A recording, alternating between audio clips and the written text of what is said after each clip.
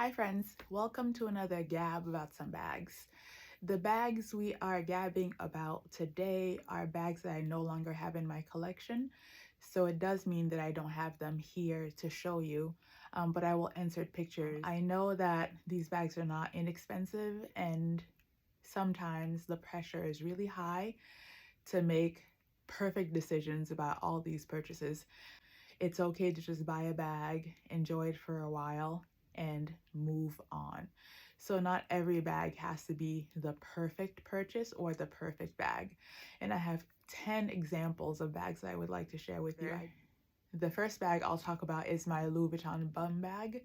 I loved that bag. I got a ton of use out of it.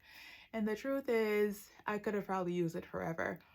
But as with all things that are wonderful and shiny and new for the first while, the first few years, eventually I really just wanted a different bag.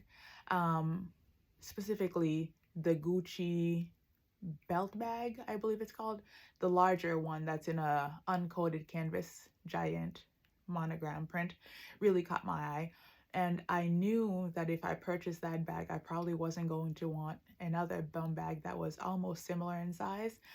And if I were going to have to choose between the two, the reason I opted to go and change over to the Gucci was because it's a little bit flatter to the body.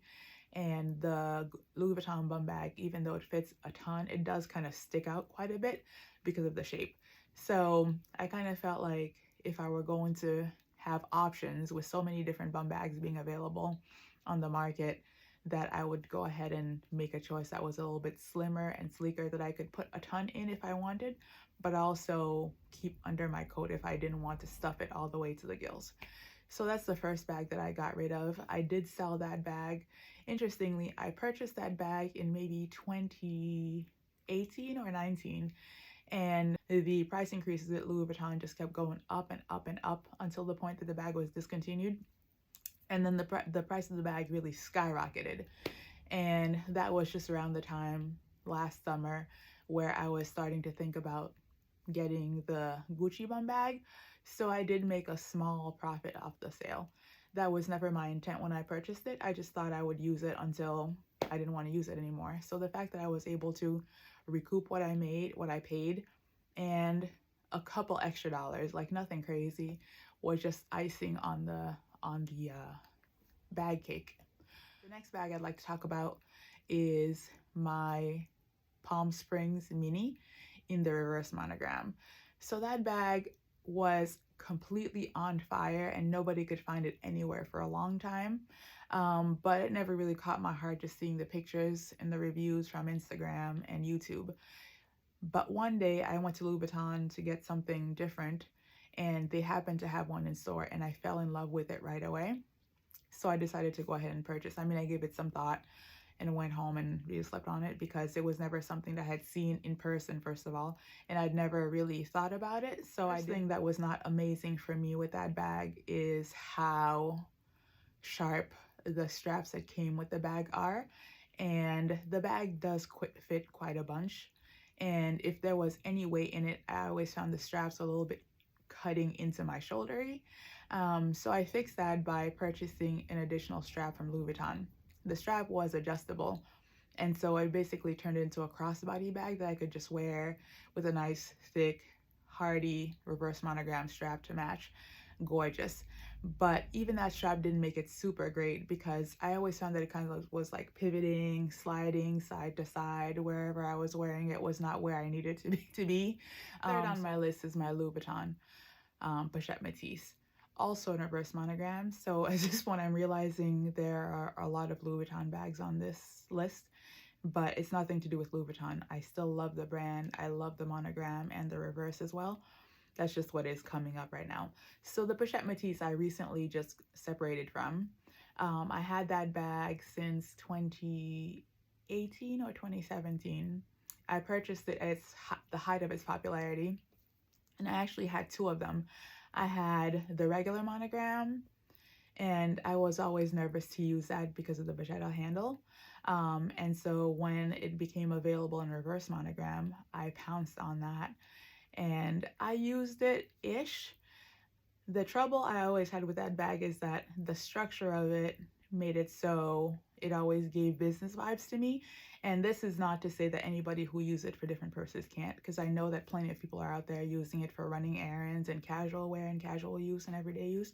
But for me, the cute little briefcase vibe that it gives makes it most appropriate in my wardrobe for like work events, or going to work rather.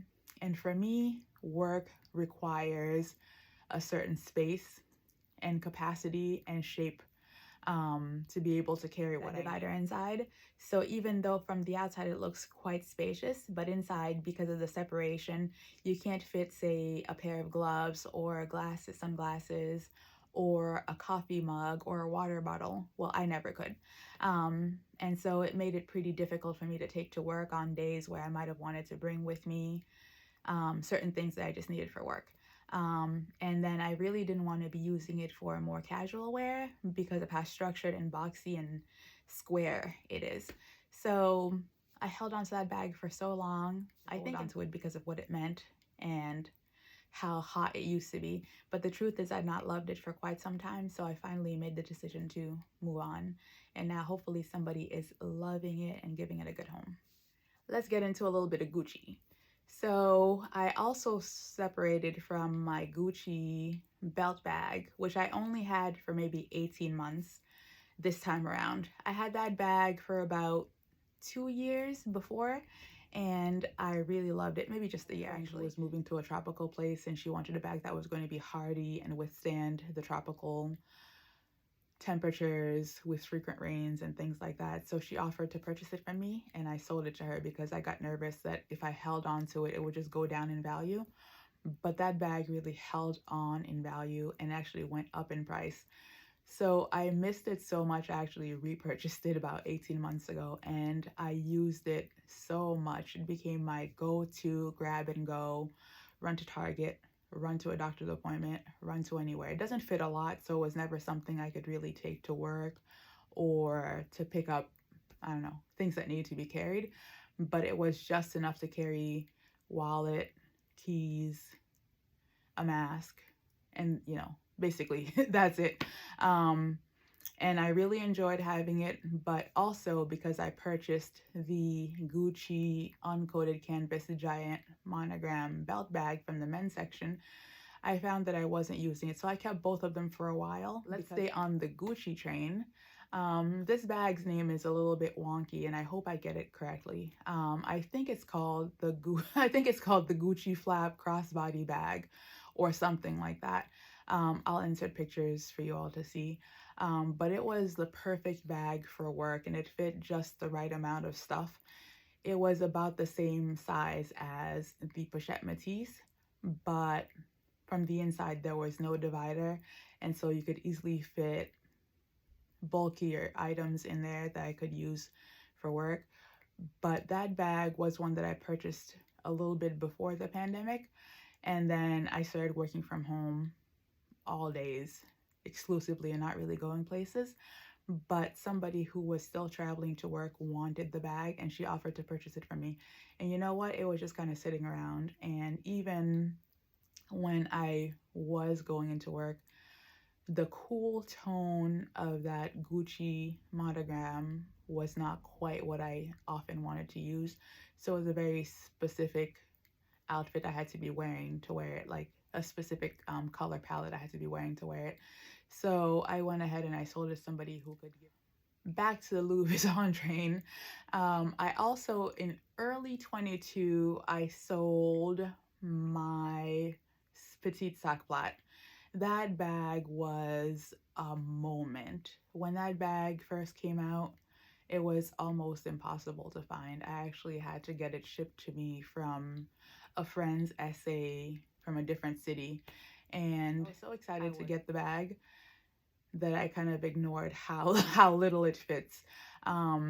Basically, it wasn't so tiny. It was pretty small, but on top of being small, it was a north-south orientation, which means that the stuff you could fit really all sank to the bottom. So For example, I would always want my cell phone on top because you never know when you want to use your phone. Well, I want to use my phone most of the time, but I'm not a person who says, "Oh, I just carry my phone in my hand." I do not. I like to have a place to put it, either a pocket or a bag or something like that. So if a bag doesn't fit my phone, it's pretty much pointless. So the way that bag worked best would be to put your chapstick or lip products in, put your phone on top, and slide a card case or keys behind or next to it, which basically meant anytime you wanted anything, everything had to come out, especially if you wanted your lip product. Well, the way I organized it anyway, everything had to come out to use it. Also, it didn't close, and so it never tipped over while I was wearing it, but anytime I got into a car and I took it off and I put it on the car seat, any stop would send it flying and it would tip over and stuff would come spilling out in the front seat or the back seat or things like that. I also had somebody knock it over accidentally at a table. Like I was at a restaurant and I just had it on the edge of the table and somebody was just walking by on their way to like a bathroom or something, bumped it with their elbow. Nothing malicious, nothing crazy, but the bag just tipped over and stuff slid right on out. And I just kind of got sick of having to chase my stuff around. So I finally got rid of that. Also, the corners were surprisingly sharp. Like the canvas of that petite sac plat were like tough and the corners were hard. And when I walked, it always bounced into my hip or my thigh in a kind of a hurty way. So it might sound like not a big deal, but if I were ever walking with purpose or going somewhere, it would always be like jabbing, and stabbing. So that was just one less thing I needed. But mostly the reason I got rid of it was because it just didn't really fit anything. Talk about the Palace clutch. Palace, I'm pretty sure it's Palace. So I purchased that bag and it was a joy to use and I had it for years.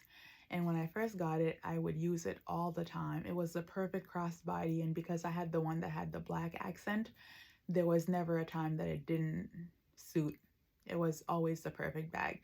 But you know, times change, new things happen, and it was getting to a point where I was using it because I had it. So I was reaching for it maybe once or twice a year just because it was in my closet.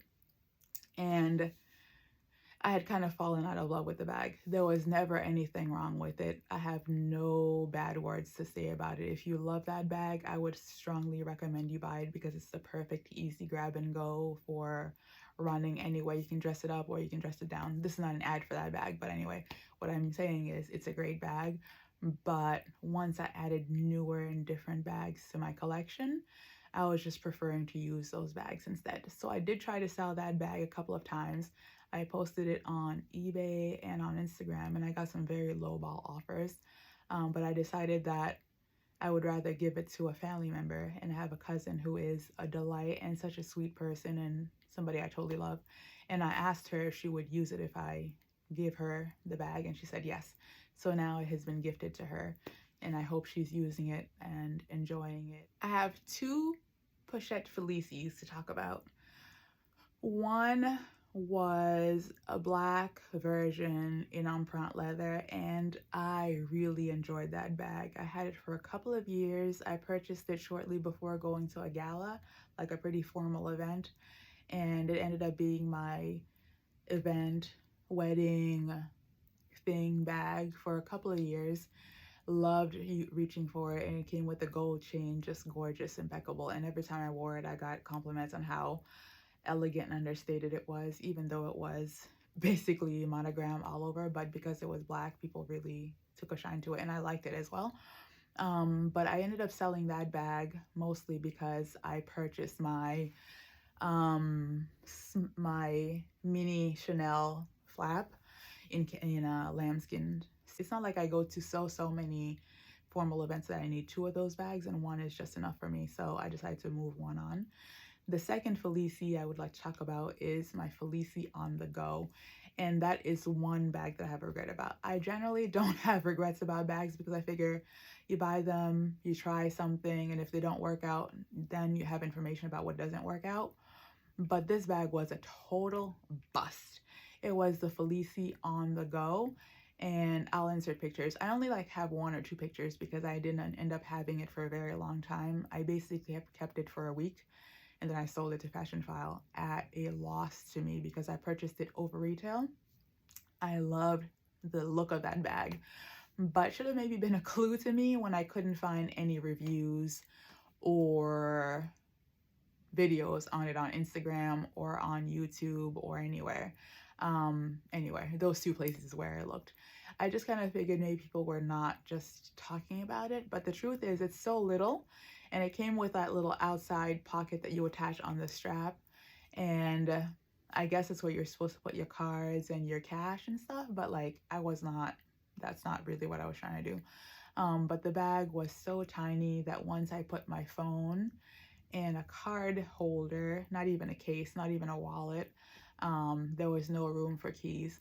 So I was really trying to make it work for a couple of days, and I would just take out just the one key I had to have, and it still was a disaster. I remember when I totally lost it with that bag.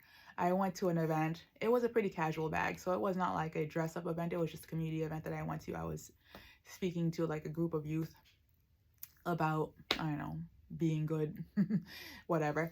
And they had tables of other programs that were there to talk to people. And one of the tables had like little candies on the table, as they do. I think you're getting the picture of what kind of event this was. So they just had like little swag. I couldn't take swag or one of those stress balls because I knew they wouldn't fit in the bag. But one of the tables had like little candies, like Hershey's Kisses. So I grabbed a handful, like a couple, because I like Hershey's Kisses and my husband likes them as well. So I was like, let me just take a couple and I'll be able to bring it home and share. So I could not fit the Hershey's Kisses in the bag. They would not go. So then I'm carrying the Kisses in my pocket, and so I'm stressing out. This was a pretty warm summer day, and I started freaking out that my body heat would melt the candies in my pocket and I would have a total disaster. Obviously, the option to get rid of the Hershey's Kisses was a total choice that I could have made, but I chose not to do that. Instead, I like started texting my friends. I was so angry. And that was when I was like, we're done. This bag and I are calling it quits. So I ended up selling it to Fashion File for below retail after I had paid above retail to purchase it. That was kind of a little bit of a bummer. So that's the only regret I have on this list.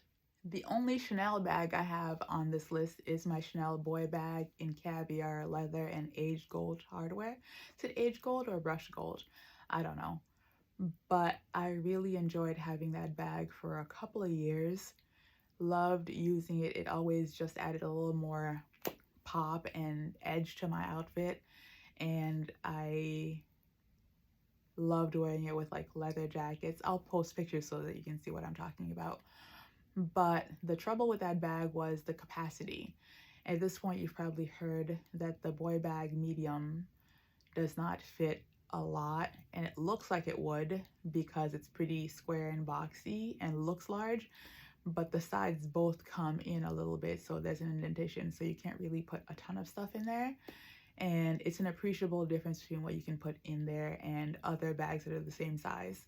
And so I was finding that whenever I wanted a boy bag vibe, I was just happy to use my small, and it's just right there, my small boy bag in calfskin leather with the gold hardware.